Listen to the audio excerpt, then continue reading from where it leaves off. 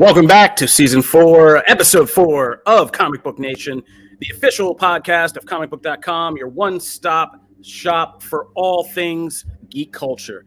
I am your host, Kofi Outlaw, and today I have a classic Comic Book Nation squad lineup with me.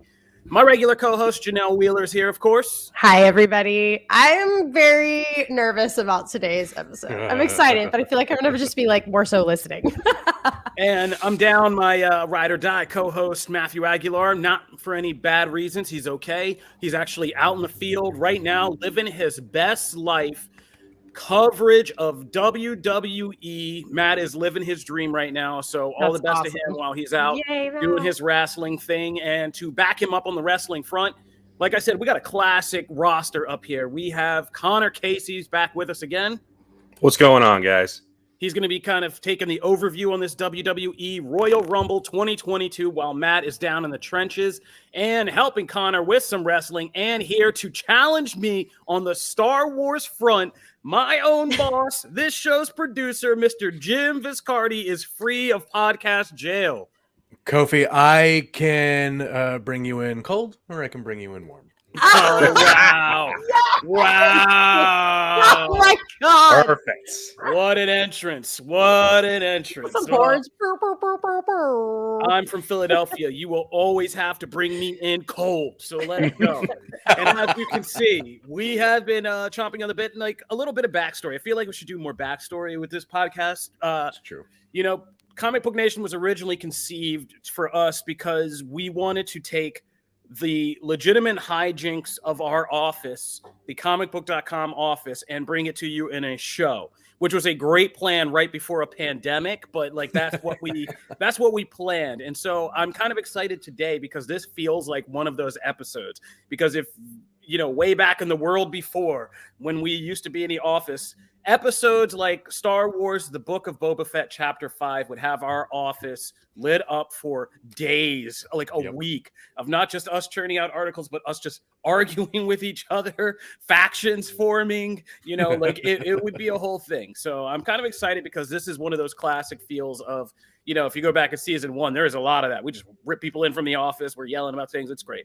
So this is a return to form in that. And, we're going to be talking about the Book of Boba Fett, Chapter 5, or as a lot of you have affectionately called it, the Mandalorian 3.1, 3A, or whatever your joke is about that. And yeah, that's what it was. Yeah, it's not a joke. That's what it was. It's called Chapter 5, The Return of the Mandalorian, but we'll get to all that.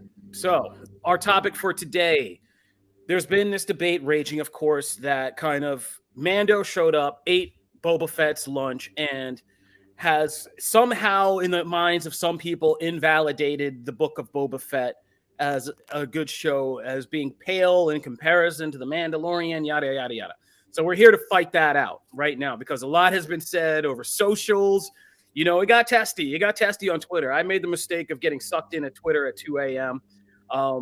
Tweeting about, you're going to hear people real quiet. Now, to be fair, this was when I started the Book of Boba Fett Chapter 5. So full disclosure, I had no idea we were getting a full Mando episode when I saw that. I thought I was confidently backing up a Book of Boba Fett episode. But as you can see, you would never know that because I will never change on the point once it's out there. So once it's out there, I'm going to have to die behind this because I tweeted it. And naturally, you should live and die by your tweets. So here we are. I do not have a problem with this episode.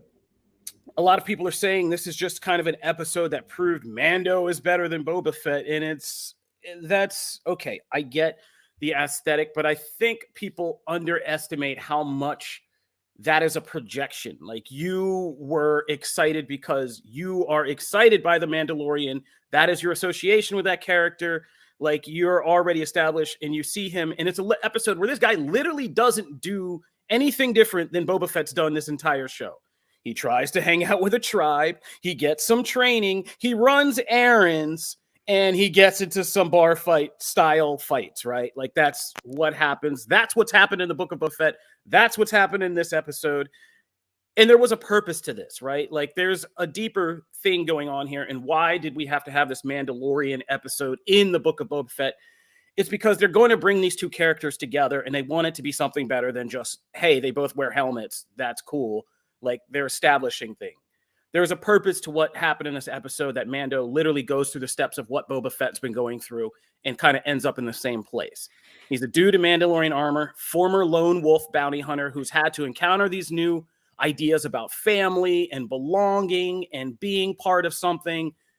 It all goes sideways. He can't quite get it done. And now he has some kind of quest that's involved with him taking on a mantle of leadership and kind of having to transform this character. So they're kind of on this same great thematic journey. And this was kind of to sync them up and prepare for the Mandalorian season 3 and get a bunch of stuff out of the way, right?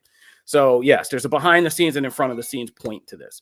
So no, I don't think that Mando came back and ate Boba Fett's lunch. And I don't know why we have to, I guess we just got into the place where we all got to like pit things against each other automatically, which is the thing I think I've had a problem with in this whole thing is like, the tweet started, and I'm not going to mention some names, but I think it was telling that there were certain people in the industry who were the first people to say the exact same joke about, oh, the best book of Boba Fett is a Mandalorian book or something like that. Yeah, I think I said that. Yeah. Like I said, the case study of the types of people who were saying this, I think. Oh, okay. No, but all right. So hold on. I want to jump in here for a second. Let me finish my thought. All right. My thought. I don't think it's either or. I'm happy to have Mando back. I'm happy to have the Book of Boba Fett. And here's the thing I said on Twitter before I just dipped out of that bathroom with all its scribbles on the wall. Like I just said, dude, what's the point here? Because if we start saying, oh, this crossover proves this show sucks and this show's better, like, will we get fun surprise crossovers like that anymore? Right. Or are we going to just scare? And don't we want these things? Or do we not want these things? Like, what is it we're unhappy about getting more of something special on top of something we're already getting? Look, I think the biggest thing for me is that I still don't know what kind of show Boba Fett is, right? Mando had a style. It had you knew what it was, what you were kind of getting into. And it's a show that evolved. It's a show that evolved. It is a show that evolved over time. But it did. But like, okay, here's no. Here's the thing. Mando is the show they advertised. Boba Fett is not the show they advertised. That's my biggest problem with Boba Fett. And my biggest problem is the revisionist bullshit that's going on in this thing right now. Jim, I wish I had taken the time to go back, but I know for a fact that you were part of the same group, and we won't mention other names in the comic book staff of very public figures who were always in the office in the Mandalorian season 1 and then in the beginning episodes of the Mandalorian season 2 complaining, oh, this show is slow. Oh, it's just them going from place to place. Oh, I wish there was more of a direction. The only time the mainstream fandom of Star Wars has gotten actually hot for the Mandalorian are the last couple of episodes of season 1 when finally Moff Gideon came and there was an actual villain and everybody was like, okay, now there's a villain. I can hook on to this. Yep. And then in season 2, after Boba Fett showed up and Robert Rodriguez directed that episode, and they were like, wow, it's Boba Fett. He's back finally. And everybody spazzed out. And then up till then, people were complaining about the Cobb Vance episode and hanging out with the Tuskens. Oh, Mando's season 2 premiere is so slow. The episode, the next one where he just took the lady, he was taking the frog lady to a place. Oh, that's so slow too. People didn't know who Bo-Katan was. They didn't know who Ahsoka was if they didn't, because a lot of them didn't watch Clone Wars in the animated, so they weren't hyped about all that. It's when Boba Fett came back. But hold on, because I'm going to have Mando's the greatest. And I have to revise your revised history there for a second. There, I am still, like I said, I will go on record saying I am still not like the world's biggest Mandalorian fan, but the Mandalorian that show stuck to its style, regardless of whether you whatever you like or hate about it. It stuck to its style. Right now, there are aspects of the character that I have grown to like. Right, and look, Boba Fett is a character that has shown up for whether 15 minutes in the original trilogy, and but has had an expanded role in various parts of the expanded lore, right?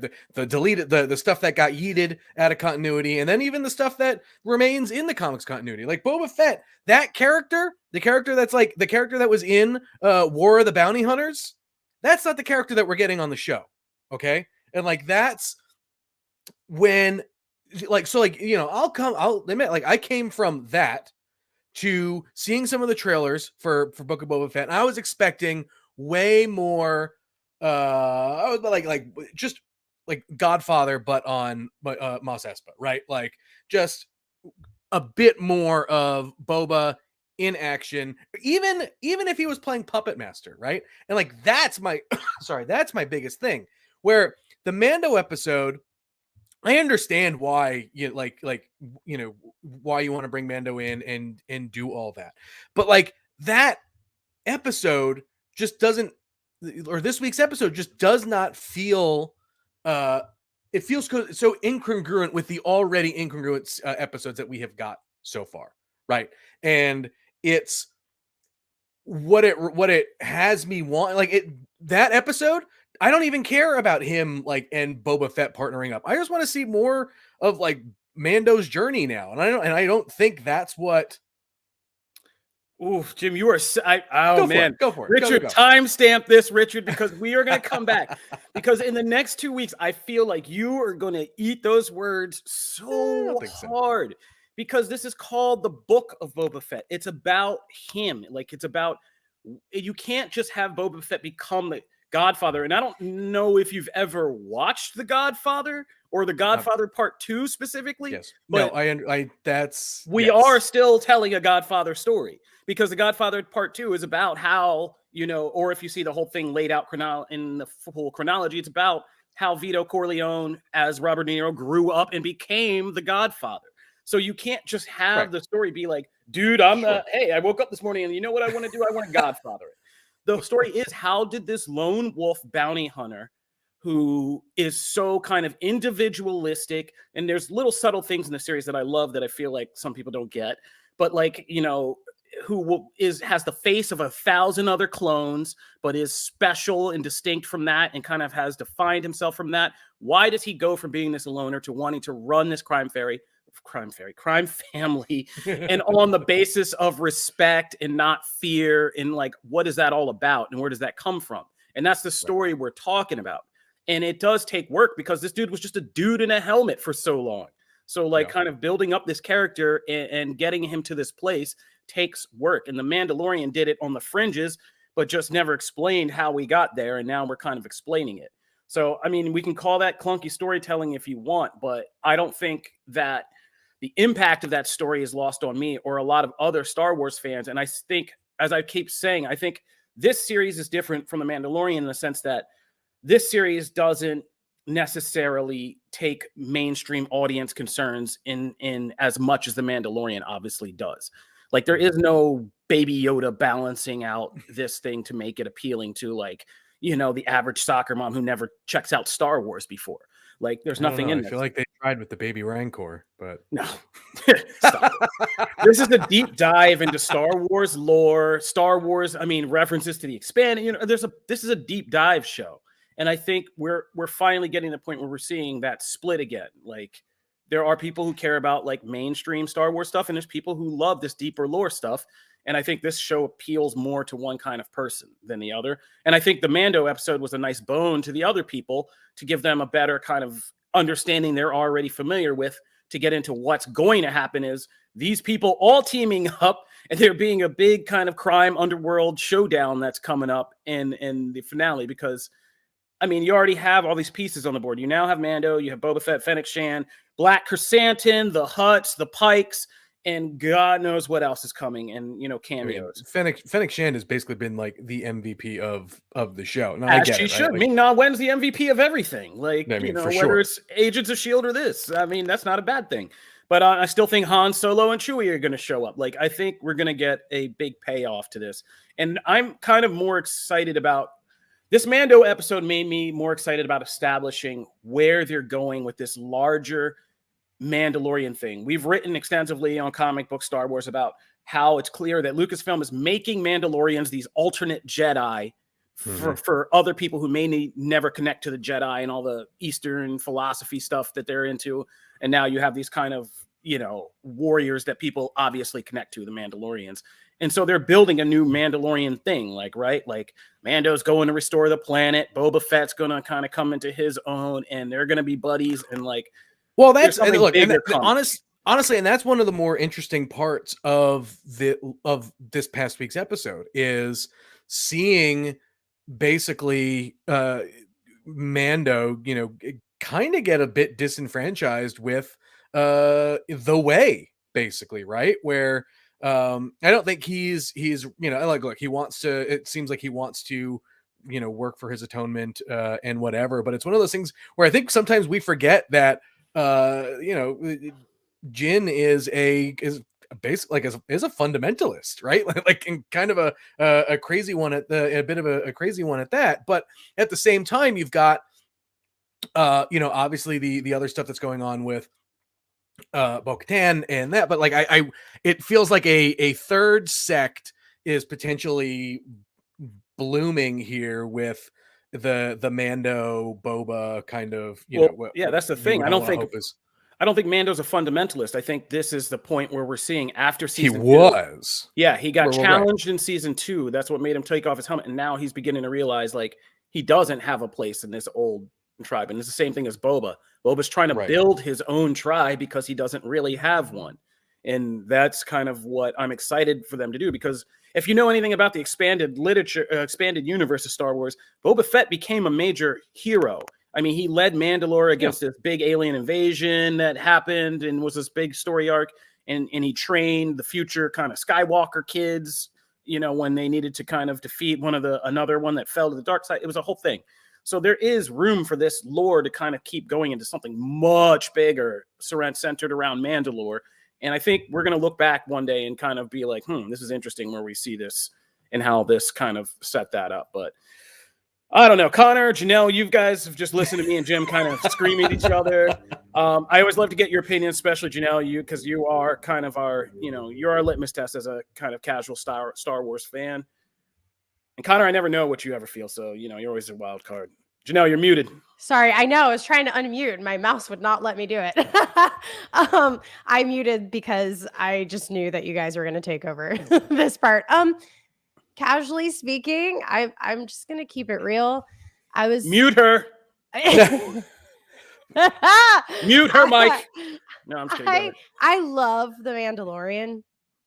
I do have like a baby Grogu hanging around in my room in here.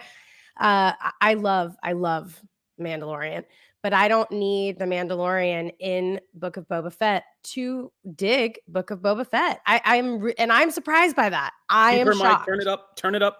Yeah. I really am surprised. So I will say that like I was very engaged. I was totally into the episode. I liked what I was seeing. I'm very excited about where it's going. Like I'm so pumped about this, but I just didn't need it in the middle of this other show. Like I would be totally fine if that was in The Mandalorian next season, and I would be eating it up and loving it. I do tweet sometimes, and I was like, unpopular opinion. Mandalorian was a total, badass on his show, and then he comes on to Book of Boba Fett and he's like cutting himself in the leg, and like he's really clumsy in the battles, and he gets pulled over by the cops and he's like asking for forgiveness for taking his helmet off, and it just didn't feel like the same like idolized Mandalorian that I put him up on this pedestal in when I watched the initial series. But then, of course, as happens on the internet, a lot of people came back with really good points of like, well, I mean, he did just like saw a dude in half and like rip someone's head off. And so I feel like I went in a little judgmental because I did read some like spoilers or like people venting like, why is Mandalorian? Why does he get a whole episode? And so I kind of went in going, well, this isn't fair to Boba. Like he has a whole episode just to the Mandalorian. I wish I didn't have that outside influence. I might have taken it in differently. Do I like this episode? Heck yes, I like this episode. Did it need to be in the Book of Boba Fett? No. Like I like Boba Fett's story. And even though I don't know the lore, I'm having a blast learning more about his story and what he's doing. I know it's all going to tie together, but I just think I go back to like my original, what I did with comic book, what got me in with you guys. It was The Walking Dead. And any time, like if they would have done that, if they would have just left Daryl or Rick completely out of an entire episode, they got slaughtered. Like people got pissed. And so I understand where people are coming from saying like, this is frustrating. Like why did they dedicate a whole episode to this other character who's not even in the show?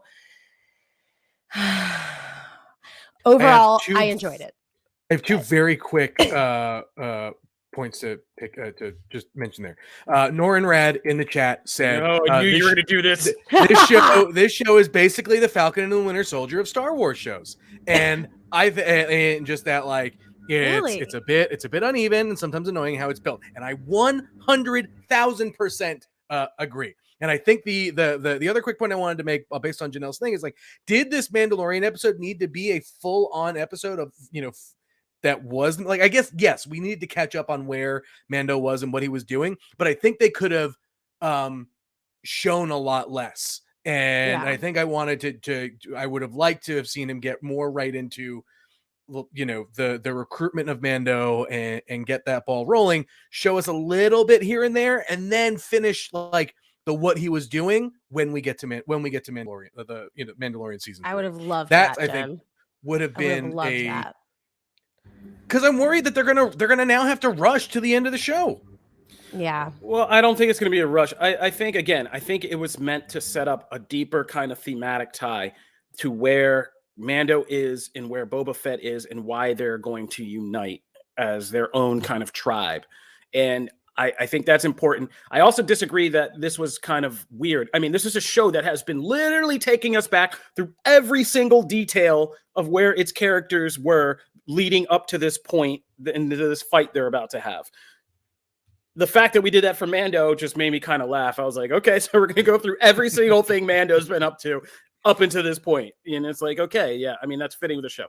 I don't think we're ever going to come to a consensus on this. I think it's going to be interesting to look back at it after we get to the end of this show, the end of Mandalorian next season, and whatever they might have planned for the bigger kind of Mandalore saga in Star Wars that's obviously coming up as quick as Young Avengers, right?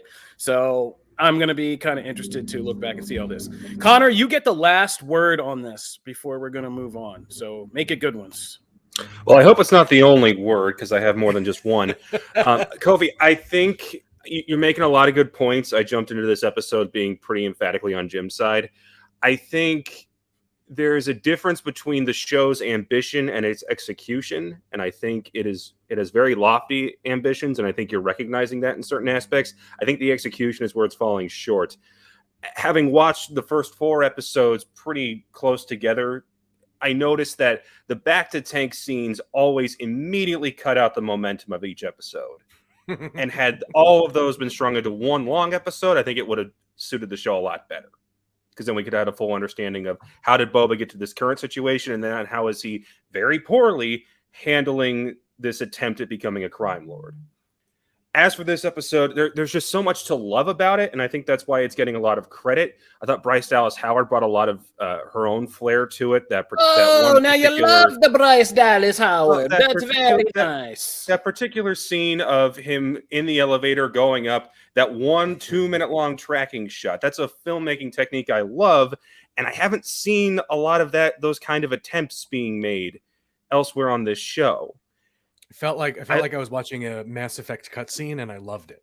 And for as little as actually happens in this episode, can we just put a pin in that for a second? Because I keep coming back to this again. I think Falcon and Winter Soldier is also a good example of a show that couldn't get around it. Book of Boba Fett is one. You guys, like, the COVID of it all is a real factor in all this. Oh, I don't doubt that. That tracking shot we all love was also just really Pedro Pascal on a big green screen.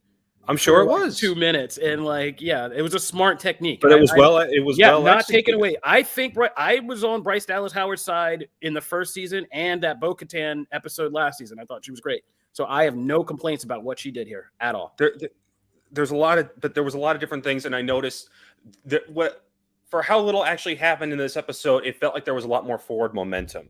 Whereas with the 4 first episodes of Boba, it's a lot of stopping and starting, and there's frustration growing in that. And I think that's where a lot of the fans are getting a little bit tired of the show, but they're struggling to find the way to explain why.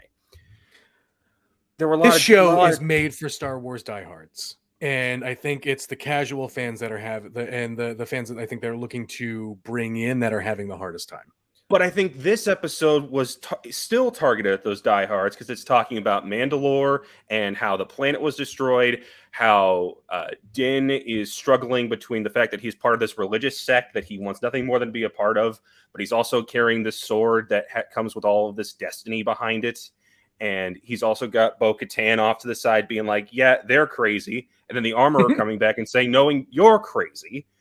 And he's struggling, and like that's personified in him cutting himself with the leg, is that he is struggling to find his place in all of this, where even his own sword is fighting back against him.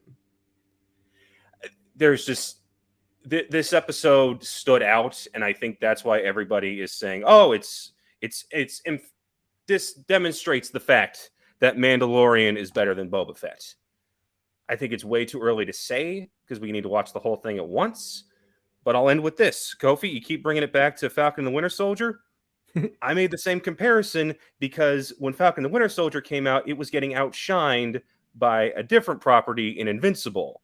And now we find ourselves with, in the same week, Boba Fett and Peacemaker coming out, and Peacemaker is handing it its head. Ooh, here we go. I mean, I guess they're directly comparable. But okay, let's get into Peacemaker. One thing I will say is, before we get out of Book of Boba Fett, last thing, I will never, all my life, ever defend that chase scene with the speedy bikes. That slow chase. That was a Power Ranger scene. Yeah, I'll never defend that. Nobody likes slow chase scenes. If you saw that in the monitors, you should have just burned that hard drive. Like, sorry. That was Boba Fett Battle Angel. No, that was Robert Rodriguez Battle Angel. Yeah. Let's keep it real. That had nothing to do with Boba Fett. But I will never defend the slow shiny bike chase. Like, no. All right, so let's move on to Peacemaker since Connor brought it up. Let's talk Peacemaker real quick before we take a break. Yeah, I mean, I don't think they're too comparable. I don't think I've met somebody who says, "Ooh, Boba Fett didn't scratch my itch, but Peacemaker did." I don't think people are looking for the same scratch from those two shows. What I mean by the comparison is that it's two of the big, geek culture properties that are both coming out at the same time. And how Falcon and Winter Soldier and Invincible are tackling two very different themes, but they were both coming out the same day. And what kept getting everybody's attention? Invincible. There was a bit more chatter around. Yeah, and then, there was a lot more chatter around that than there was Falcon and Winter Soldier. You're all like, we're kind of bored by this. And why does his costume look so bad? I mean, I feel like everything you're saying is true, but also endemic to like intense geek cultures, and not necessarily because I don't remember I didn't have many mainstream responses to Invincible. I think Invincible's still coming up as a mainstream breakthrough hit. But I think Falcon and Winter Soldier reached a lot more people. Like, I know a lot of like Black Marvel fans love the whole kind of thing that show did. And like, so I think those are weird comparisons to make, but I hear what you're saying and I'll take it on fairly, but with Peacemaker right now. Cause yeah, I mean, Peacemaker is definitely generating a ton of buzz and then there's nothing to say bad about it. And again, I don't think we have to leverage one good thing in the culture against something else. Right. I love both and they both make my Wednesday and Thursday a lot better. But yeah, Peacemaker is killing it. So let's just praise Peacemaker for a minute here. So Peacemaker episode 5 is out and I think this is one of my favorite episodes yet because this was like the big team bonding episode in the way that only James Gunn could do it. And this series in some ways I think is James Gunn's best work with just mixing everything we love about him, the weirdness, the kind of raunchiness, the horror, the kind of heart together. And this episode was a kind of perfect stew of that. The crew went on their own kind of mission to infiltrate the butterflies and their kind of food source at this factory. They get into this huge battle. They battle a gorilla with who I know everybody was like thinking it was Gorilla Grodd moment for a minute there. And then, it was just a gorilla with a butterfly in its head, but still awesome, right? Which is an old DC Comics staple, right? Throw a gorilla at something, make it better. So yeah, this was great. And this cast is great together and, good ending, got us on the edge of our seat into Superman butt jokes. What's not to love? So, I'm just surprised. And I put this in the show notes, but is James Gunn a double agent for Marvel? Because it seems like he just comes into the DCEU and just like and just is taking down everything around him, right? Because I rewatched the Suicide Squad before Peacemaker's episode yesterday, and there's just so many jokes in there about just kind of taking down the other movies. I mean, from the name, the Suicide Squad. So is this guy like really just a double agent making fun of the DC thing? I mean, I'm not going to stop him if he is. I'm going to keep watching, but yeah. It really, this show at times makes me feel like I may be too prude for it, and I kind of love it in the sense that just like the straight up violence in this episode I was surprising even for me. Like Peacemaker just going in and blowing heads up with a shotgun and like seeing it a la just like the moment from Suicide Squad where you see, and I forget his name, but Pete Davidson's character is like face blown off basically. Blackguard. Yeah, Blackguard, right? Like I was just like, whoa, they are going there. Like I said, I'm not gonna lie. I thought the first couple of episodes for me, like I said, again, probably just because I'm too prude for it, but like felt a bit juvenile to me. But I think now as the show is starting to really cook and come together, I think the team build, this was like the big pinnacle team building moment for for the whole team, and I really liked that, and I really liked how Gunn kind of pulled those strings together to make it what it was. And it is a fascinating DC experiment, and I'm glad that we're in a spot where we can get something like this for sure. Jay Wheel, how you feeling? I'm obsessed with this show. I am so crazy about this. I am curious. I want to know more about this species. Are we spoiling? Yeah, go for it. Okay. Yeah. I want to know more about why there's so many little baby hints about, are they actually bad guys? Are they actually villains? Is Peacemaker really going to get arrested now because of his father ratting him out? Like there's just it's something that forces me to look forward to it every week. Like every week I'm like, okay, I need to know what's happening next. Like I wish I could binge this. I want to know what's going on. It feels really nice to have one of those shows because I've just gotten into this like binge lifestyle of TV shows in general. So I actually like the week to week situation. John Cena is blowing my mind. I hate to say this. I've said it before. I don't like him very much because I watched him on Total Bellas and I thought that he was a jerk. And now I'm just like, oh my gosh, there's this side of him that is just like, he is Peacemaker. I don't even look at John Cena as John Cena anymore. Like John Cena is Peacemaker. And to me, that is great acting. He's doing such a good job. I am just so excited for him and proud of him. And just like, it's just so cool to see him killing it. I am so enthusiastic about this. I seriously wait up at night. Like I want it to like pop on like sooner. I can't wait for the next episode. James Gunn is like a god. And this is everything I've wanted from DC content like for so long. This is Guardians of the Galaxy DC, but like way rougher and more violent and X-rated, no, R-rated. All right, Connor, you already revealed your stand status here, so why don't you go ahead and stand for us?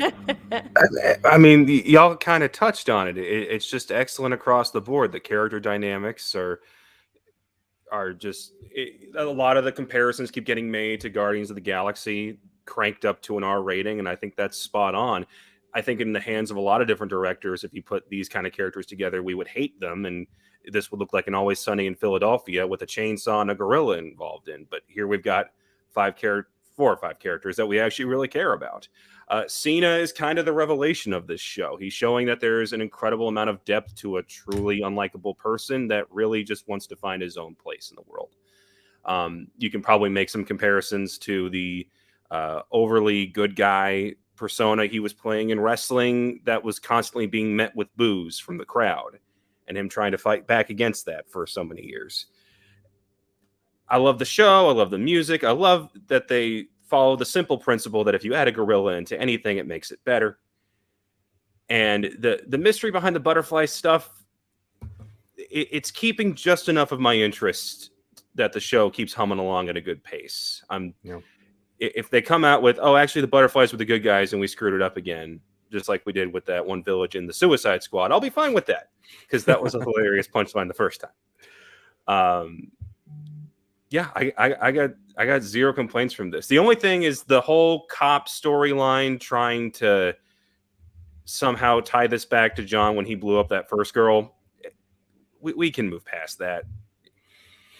Yeah, I mean, I think that's all. I think that's all about to come to a head, and I think that's where it's. I think the going to be the most interesting. Well, I also think the cop thing is the stinger at the end when we get done with the big butterfly thing. That's the epilogue. Because behind the scenes, Gunn did an interview recently and said there's a really good chance that it looks like Peacemaker will get a season 2. So we can be hopeful for that. And I bet the cop thing will be the kind of epilogue that leads into season 2. Like, just when you thought it was all safe and over, there come the cuffs, And if it's just Peacemaker versus his dad, and that's what we're setting up for next season, I'm good with that. Oh, yeah. I mean, I think there's one of my favorite things is him having to deal with his own kind of, it's a thing on comic book characters like Peacemaker, but are they like really kind of fascists or in kind of nationalists, or are they these guys for this higher ideal, kind of like, that whole argument he and Vigilante kind of had in the car. Anyway, Damon Stream says if you could see Gunn do another DC/Suicide Squad character project, what would it be? That's a timely question. In addition to hearing that Peacemaker season 2 is looking good, we also got word that there is the Suicide Squad spinoff that James Gunn kind of put his effort behind and is pitching to Warner Brothers, and they're kind of getting interested in it. No green light, no script yet, but the concept is said to have been sold to the studio, and they may be pursuing that. So let's answer this question. I wrote that article, and my vote was after rewatching the Suicide Squad this week, there is a brief monologue from David Dastmalchian's Polka Dot Man about his origin and his mom and all that. Ooh, yeah. I would love to see James Gunn do that. That's kind of like a really screwed up cool. With just Polka Dot Man, his siblings, and their crazy Star Labs mom experimenting on them to make them into superheroes. It'd be like a really twisted family drama show, and I would love to see him do that. Gosh, my knee-jerk reaction is just like King Shark. Like, give me more King Shark. There's big things like Harley, but you got to kind of go down the list, right? It's a TV show, it's HBO Max, and you kind of be realistic. So, that's why my vote was going to be Ratcatcher too. I thought about that, but I don't know if she's a big enough star, frankly, I don't know if she has the full mastery of fluency to kind of carry an entire series. I was kind of wondering. I think you can build around that though. And I would never count her out. Yeah, I think sure. And so much of what Gunn has said about working with her, he loved working with her, that. I think that's where I go for. But the reason I put Ratcatcher 2 out is Harley Quinn, obviously that's off the board because it's Margot Robbie, and there's already a Harley Quinn property on TV. Why redundancy? So Idris Elba does TV, obviously, Luther, The Wire, but even doing Bloodsport and trying to do, it's also a budget thing, right? Trying to do all those weapons effects is one thing, but Ratcatcher 2 was the same thing. That's why I said, I would love her, but how many rats could you really put in this series over and over again? And how much would that cost? And Polka Dot Man with just, moving your hands and doing some CGI and some other CGI kind of super things I felt like you could pull off. So I don't know. I would watch anything. I would watch a show about Weasel or Savant or Javelin or Blackguard with just Pete Davidson being a scumbag. I would love to see Pete Davidson, just more of him. So any of that I would watch. So, I'd watch a Starro series. So let's go. Kofi, you're dead on with Polka Dot Man, but if we're going to give him any other DC property to try, give him the New Gods. Give him that messed up pantheon character. Mr. Miracle's not a terrible choice. Yeah, I would give him the New Gods. I'd also give him Plastic Man in a second. Oh, yeah. I would give Joe a Plastic Man series. So, all right. I know that's Richard in the private chat. Oh no, that's Jim saying he's gonna get out. Oh yeah. So all right, come on, we got to take a break. We got stuff to do. Jim's hurrying along, still producing and starring. I love it. Okay, we're gonna take a break. When we come back, we are gonna talk about WWE, the Royal Rumble, this week's comics. So stay tuned for all of that.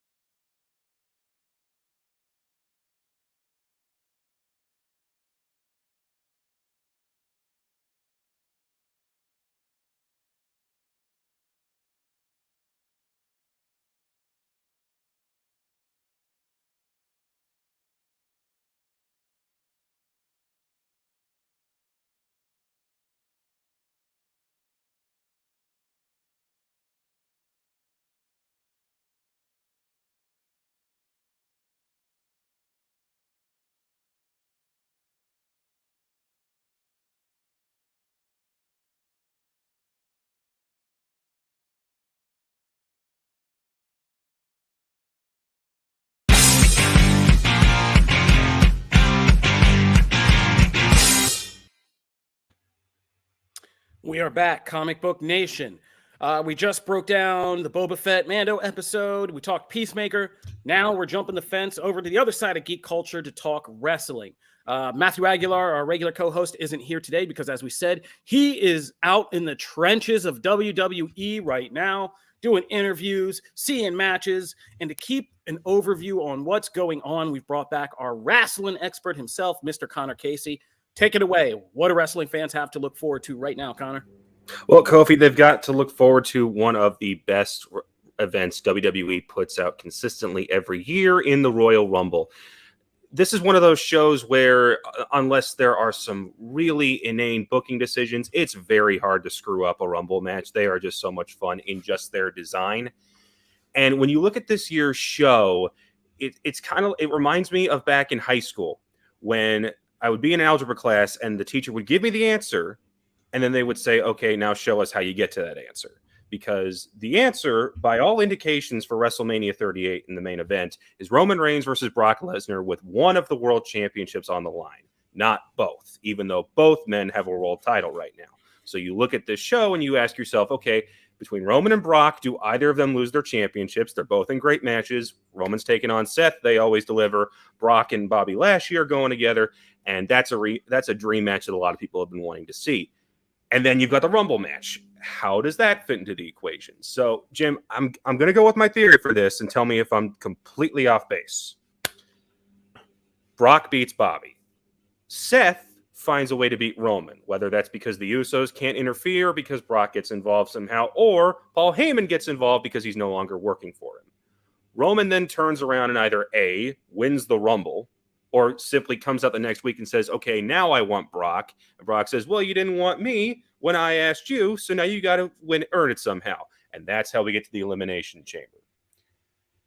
And then, with Seth now Universal Champion back on Raw, as he's already promised, you have Big E swoop in, win the Rumble, have that being his crowning moment, have him recover from what was a very disappointing Day 1 pay-per-view at New Year's Day, and have that be one of the other main events going to WrestleMania. Or you have the night 1 be the women's match again. Right. Am I completely off base, Jim?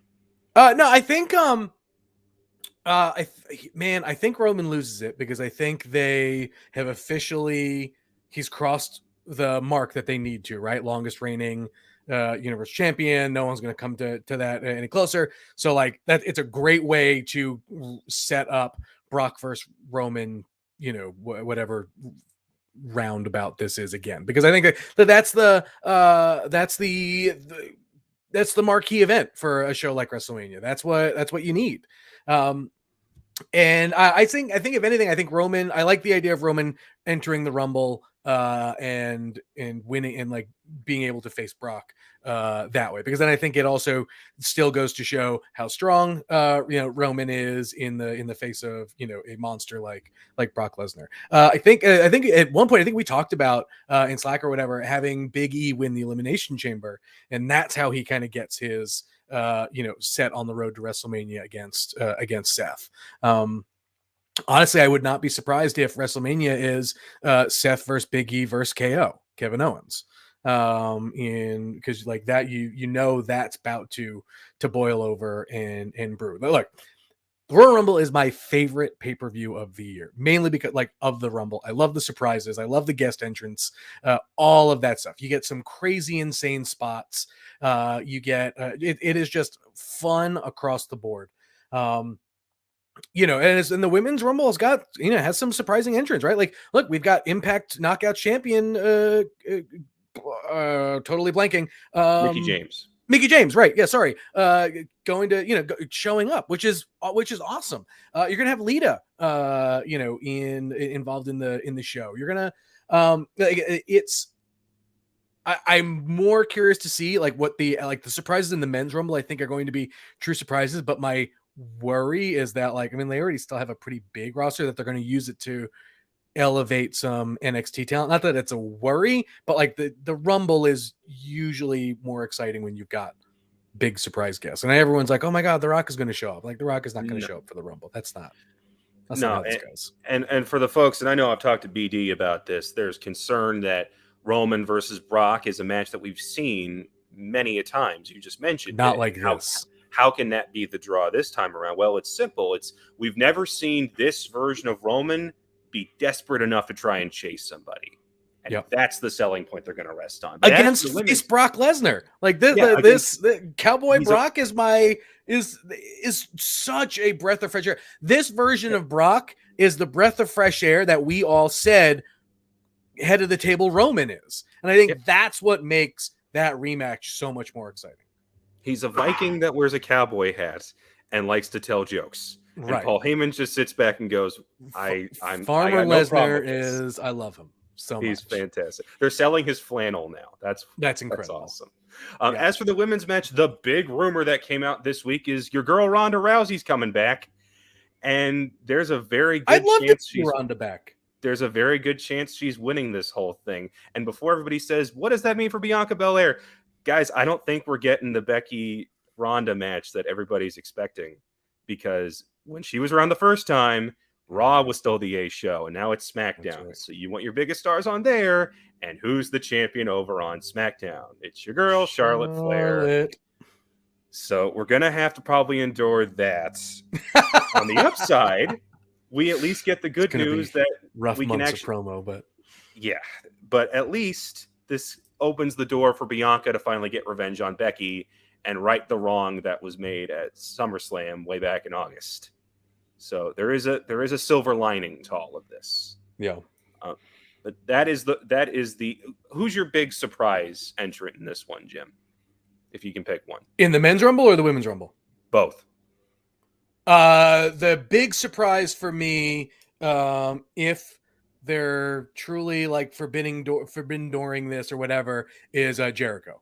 I think Jericho is the big enough star with enough nostalgia value to come back into it, because I think there were rumors before that WWE is trying to get, is looking to see if they can get some Jericho stuff for some of the documentary stuff and things that they're doing. And this feels like the right, easy fit. It's a nice, easy pop. You get him around a little bit. That's what I know. I know there's a lot of scuttlebutt because Cody doesn't have a contract, and you're not going to see Cody Rhodes in the Royal Rumble. I'm sorry, that's not going to happen. But like I said, Jericho I think is the easy fan favorite, safe fit for a surprise entrant on that front. Yeah, if it's anybody like that, it's got to be him. It's not going to be Gargano. We just had him on last week. If you listen to the interviews we've done with him, he's made it pretty clear he's not doing anything till the baby comes, guys, and then even for a while after that. It's not going to be Moxley. It's not going to be Cody. For all the talk of the contract stuff, he's made it pretty clear he burned every bridge on his way out the door. He's not coming back. Well, and the fact that he's openly talking about his contract for YouTube content for AEW makes me believe that whatever he has a new contract, and it is whatever it is. And so sure. But as for the men's, I'm going with Walter. I want him to have a Keith Lee type moment where he just I can see that wrecks house. And then for the women's, I'm buying the Ronda rumors, and I think that's. I hope that. I hope that's that's a good one. I mean, because I think she's like really one of the only ones that can come back and be a surprise. Because we already know Lita's involved. Trish has been back a bunch. Molly Holly's been back a bunch. Mickey, the Bellas, Summer Rae, right? Exactly. So, she would be a good surprise. But yeah, that is Royal Rumble, guys. We will have live coverage of that this coming Saturday night. It's not Sunday. Don't get confused. Saturday. We're doing Saturday nights now. So that's happening. Saturday. Monster Truck Rally. All right. Wow, I've never put this stream in full screen before. You guys are humongous. All right. Just wanted to see all your faces. What's going on? All right. Well, so I have to bounce. So I want to say my goodbyes. Goodbye, right, chat. Goodbye, listeners. I love you all. I gotta go. I gotta bounce. So thank you for having me. I had a blast. Thank you for bringing your terrible opinions, and I arguing with you. Yeah. Whatever. And you took being wrong like a champ. Okay. Thank you, Jim. I'll talk to you later, guys. All right, later. Bye. Guys, Connor, I'm going to bounce too. I can't really contribute to this comic discussion. That's so sad because these comics. I've said that so about good. you for years. It's okay. No, I'm thanks for having me on, and go ahead and follow me on Twitter, where you can yell at me about my apparently terrible Invincible opinions. I loved Invincible, so yeah, I loved Invincible too. Nobody here hates Invincible, but Connor will be also putting in work this weekend for Royal Rumble and all things wrestling. So be sure to check out our Comicbook.com wrestling page. Matt will be in the trenches as well, so they'll have all kinds of great coverage. All right, so check that out. All right, thanks, Connor. All right, Janelle Wheeler, it's just you and me. We got this. Yeah, we're going to be doing comics. Matt, as we said, is in the trenches. And so this week, we will be doing 3 comic reviews. I don't have a lot of comic news for you guys. Exciting stuff is coming up. Check it out, Comicbook.com comics. But we will be reviewing 3 books this week, and we'll start with Janelle's favorite of the week, The Death of Doctor Strange, number 5. This is the kind of finale of the Death of Doctor Strange event series and kind of tie-ins. Janelle Wheeler, let's get into it. We're going to be talking about comic spoilers. We're going to be talking about spoilers for this. I mean, it's almost impossible to talk about this without spoilers, so we will be talking full spoilers of The Death of Doctor Strange, number 5. Janelle, Doctor Strange is your favorite character. Mm-hmm. What did you think about the ending of this series? It was better than I thought because I really didn't know how they were going to do this. And I can't believe I'm saying that, even though they killed him twice. Yes, they killed. It was the death and rebirth and re-deaths of Doctor Strange. So we'll break all that. We'll get to all that in a minute. So, right. But I was like ugly crying at the end of this book. Like, I don't really cry when I read comics. And I was actually crying like, oh my God. And then I'm like, I need to cosplay as the magic ladies in this comic, because there are some really awesome wizards in this. But it was just beautiful. Like, the artwork was stunning, especially in the last slides, like where he's like dissolving. It's just gorgeous. Like, I love that his spirit is turning like this purple and pink and like gorgeous, lovely color. And I don't know, it was just so satisfying to me. And I actually have not been reading the companion. Like, I didn't read I read the Spider-Man, but I did not read the X-Men. Well, yeah, I didn't read that. And so I started on all of those this morning, because I was like, okay, I just want more of this. It was really good to me. Cunning Linguist says, you didn't cry during Walking Dead comics? No, I don't think I was as emotionally wrapped up in the Walking Dead. Like, I read the compendiums and it was like black and white, and I was like fast reading. I was just trying to get through them. Right. But like, I really enjoyed the slow burn of this. Like, I was going through at the same time that they were released, and it was really, really nice. I think this is like my first time that I've read an entire series as it came out, like along with everyone else who is reading, instead of trying to just binge a bunch. And it was very impactful for me. Like, I was always waiting for the next book and really excited about it. And so this one just made me super happy. Cunning's like not having my Walking Dead take. That's great. All right. I found the death of Doctor Strange to be okay. I thought it was okay. Like I actually liked the mystery of it. I think it introduced well, I didn't need the Peregrine child. I don't these weird old god entity things are always weird. But I love the three sisters. I think they were really freaky villains. I hope they come back. I like them Me as villains. too. I still love that chapter where they thrashed the Avengers and showed kind of how you want to do cosplay. I dare you to do the worm sister. You gotta become a statue and cover yourself in worms. You pull that off, you make it look good, you're in there. So I really like this. The ending got a little weird to me with the kind of, like you said, the death, rebirth, death again. I actually really liked the twist of taking out Caecilius by having the healing spell. I loved that. I thought that was great. Like, I'm not going to use magic in this kind of destructive way. It's by healing that I'll restore, him to this body. I thought that was really great. Doctor fashion. Yeah. And so I thought that was great. But I thought the ending of kind of then immediately just wiping away all that again was just it was like kind of like, okay, well, you kind of chopped off your own foot with that. But yeah, like they could have saved it and it could have gone on to do more, but I really think they're being stubborn about wanting to kill Doctor Strange. Yeah, I know. I mean, yeah, obviously to set up Clea as the new Sorcerer Supreme of Earth. I mean, we all knew that was coming, and like, yeah, I guess it is. I mean, we're doing, we're installing a female Doctor Strange. That's a thing we're doing today. But I still think.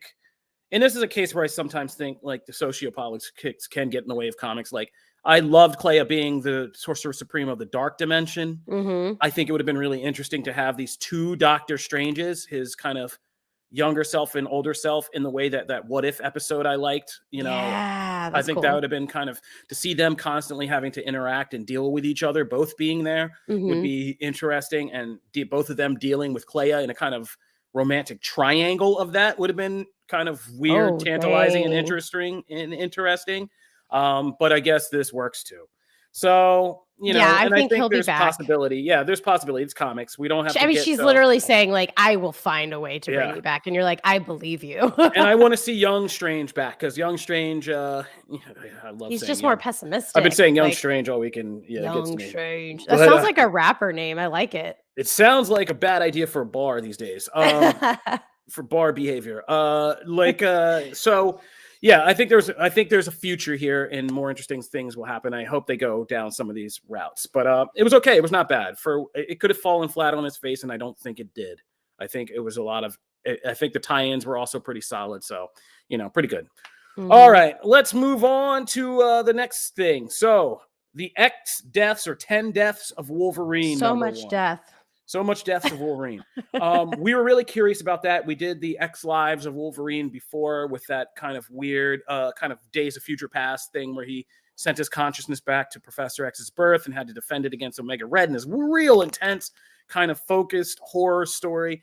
This was much different. You want to talk about bait and switch? I don't think the biggest bait and switch this week was the Mandalorian on the Book of Boba Fett. I'm pretty sure it was X Deaths of Wolverine book all about Moira McTaggart. So that was my big bait and switch of the week. Yeah. But it did what we needed to do. And I know, Janelle, you haven't been jumped into this since we started the podcast and got into the House of X.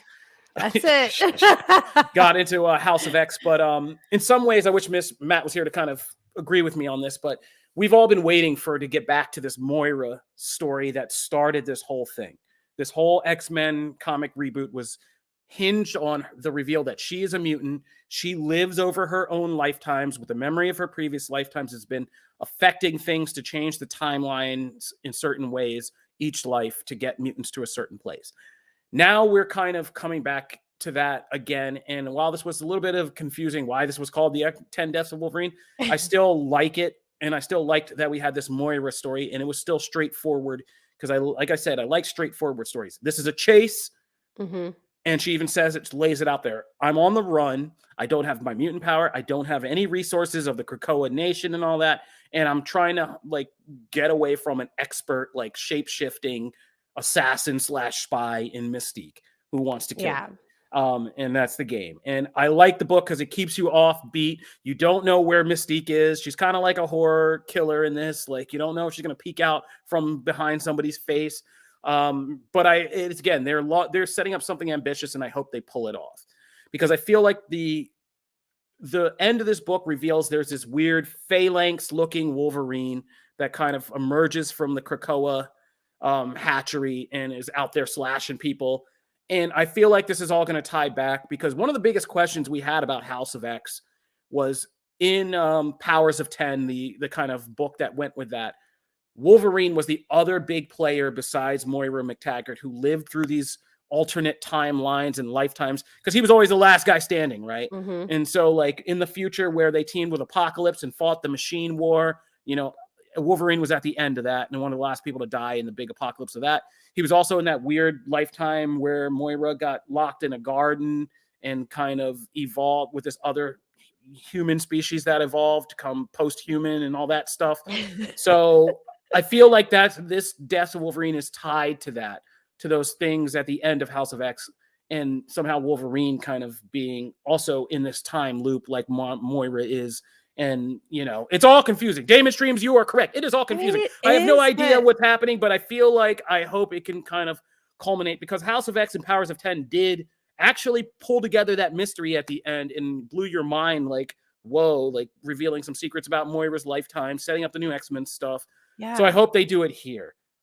This first book, yeah, it kept you on the ground running, but the larger sense of why this is called the X Deaths or 10 Deaths of Wolverine, I don't know. Yeah, that was confusing, but I will say that even as a casual, consumer of mutant content, I actually really enjoyed it, and I was kind of in it. I was really with Moira, and I only know a little bit about her, and they still helped me to understand, like, without her, all of this mutant progress wouldn't even be in existence. And she's like, this is the thanks I get. And the fact that I walked away understanding that, I thought that was really powerful. And I think they did a good job of that.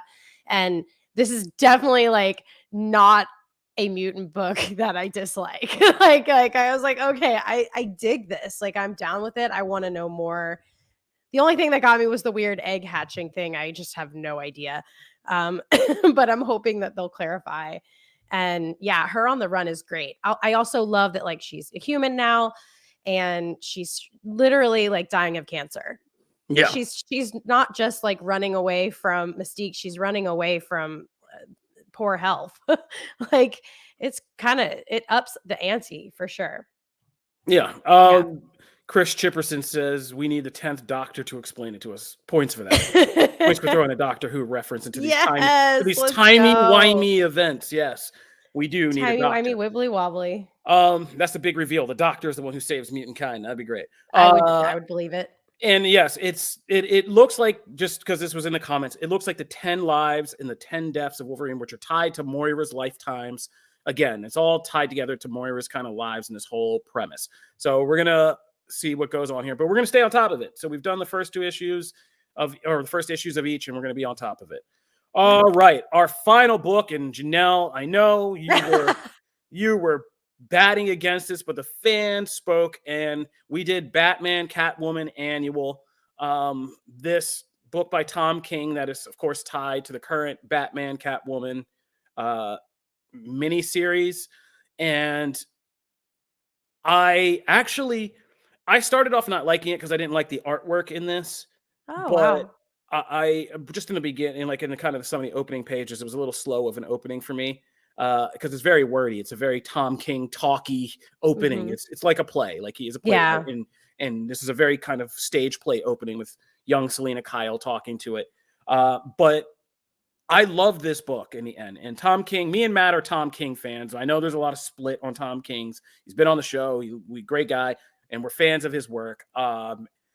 I loved this book, but in some ways, I almost feel like it kind of might have overshadowed the main Batman Catwoman series for me, because I don't feel like I'm enjoying the individual issues of that as much as I enjoyed this. Like, this felt like a whole Batman. Like, you could tell me I don't need to read the Batman Catwoman series, but if I just read this annual, I would love it. Like, still.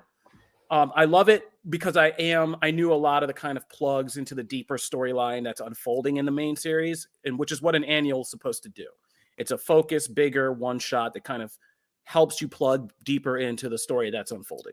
And so this did that job, but this kind of whole, and Tom King does these things that like nobody else would do, but just following Selena Kyle's entire life from like childhood into her last moment and connecting that all with Batman, and how much Bruce Wayne Batman's been kind of wrapped up in her life, and not like taking over her life, but has been like a real presence and focus, and almost like their true loves, right? Like, how they're connected. And it was amazing. And that ending, like, wow. Like, yeah, just great, kind of slightly cynical, but like powerful ending. Like, yeah, man, this was one of the better annuals I think I've ever read. So I loved it. And 86 pages, and it felt like a novella, but great novella. Oh yeah. Like guys, I actually cried. I cried reading this book. It's so emotional in so many different areas of it. It's not just like, oh, this last part of the very end is very emotional. The whole thing is just moving.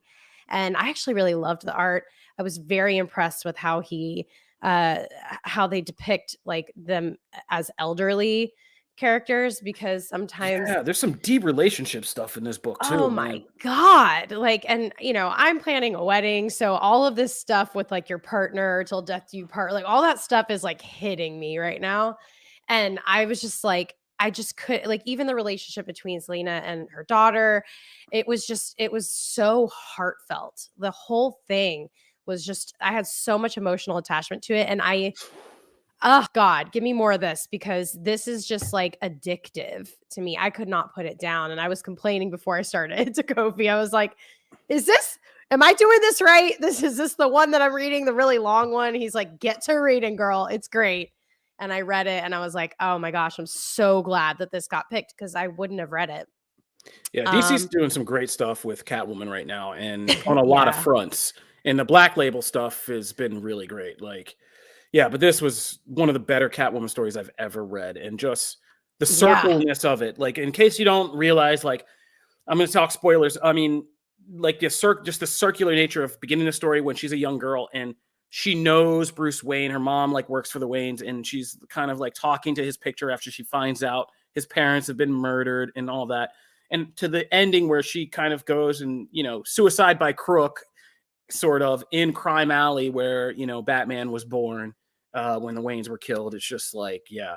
And like Janelle said, you're getting married, but I've been in like a relationship for like 20 years. And like, there's just stuff in here that was just like, wow, man, we're getting real deep into like relationships and views, and like her kind of loving Batman, but always having that like kind of friction, never quite fully agreeing with him. They're not like the happy-go-lucky, like, oh, you're schmoopy, like her being like, perfect. You're damn wrong, like all of that stuff, the ugliness of dealing with your partner when you have cancer, seeing Batman with cancer. Oh my God, stop. Like, yeah, it was real stuff in that book. So yeah, hats off to Tom King. I mean, I know it's not the kind of thing most people will seek out and see 86 pages, but Batman Catwoman Annual is great. Kind of, it's not even a Batman story, it's really a Catwoman story, and it's a great really Catwoman story. So yeah, and even if you're like casual Catwoman, like I don't know her deep story. I learned so much from this about her. I'm addicted to her. I love her. I want more of her now. No, this is great. This is a great kind of interpretation of Selena in all her kind of greatness, her power, her damage, her vulnerability, like all that stuff, and why it makes her such a great, well-rounded character. And it's not to take away from Catwoman Lonely City, which is also a great series that's out right now, DC Black Label. Check that out too. But so, wow, talk about twist ending. Who knew we would be gushing over Batman Catwoman Annual today? That was like the long shot when we were looking at it this morning. But that'll do it for comics. We want to thank Matthew Aguilar for usually putting these together for us and getting us some good books to read. He'll be back next week as usual. Before we go, I'm just going to do some quick mentions. My mention is Servant is back on Apple TV. I love me some Servant, M. Night Shyamalan's series about a couple with some really crazy twisted baby issues and the nanny they hire and all the kind of horror thriller stuff that happens as a result of that. It's back for its new season. So that's in there. And Picard season 2, on the excellent Paramount Plus streaming service where you can find shows like Comic Book Nation, or Phase Zero podcasts. We're coming back to the Star Trek. We haven't had a chance to talk about Star Trek in like 2 seasons because of COVID and everything. But Star Trek Picard dropped its new trailer. Check that out. It's coming back to Paramount Plus. We're excited about that. We're going to be doing some time traveling, like some of my favorite Star Trek movies. We're going to bring back Q from Next Generation. You know, we got Patrick Stewart back. Bunch of stuff going down. Check out that trailer. Excited for Picard Season 2. All right, that'll do it for this episode of Comic Book Nation. Unless, Janelle, you got anything you want to toss out there in the aether? Oh gosh, I am still chugging along trying to get through the Arrowverse. I started in 2020 and I'm still trying to watch all of these episodes of every single show, but I'm having a blast. It's all fun. right. Janelle's Arrowverse Trek. If you want to tweet her at that, you can do so. We are Comic Book Nation. This is the end of this episode. If you're just getting the show, we put up new episodes every Friday. You can find us live streaming at noon Eastern on Twitch, Facebook, and on YouTube. If you don't want to watch the show, it's okay. Download from any podcast platform. We're on Apple Podcasts, Spotify, Stitcher, iHeartRadio, or tell any smart device to play Comic Book Nation podcast, and it'll just get playing there right for you. Be sure to follow us at Comic Book Nation on Twitter. Be sure to follow me at Kofi Outlaw. Follow me at Janelle Wheeler. And those other guys, you can follow them if you can track them down. They're not here to so. Thank you guys for listening in. As always, drop any opinions you have, any kind of things you want to have. We want to get ideas to how to make the show interactive this season so we can get you guys involved. So whatever you want to do. You want to do mailbags? You want to do rankings? What do you guys want to do? Let us know. Again, at Comic Book Nation on Twitter. Send us a tweet. Let us know what you want to do, and let's get some things to get you guys involved. Otherwise, thank you. This is Comic Book Nation. You can find all of our stuff over on Comicbook.com. Be sure to check it out, and we'll see you next week. Peace. Bye, guys.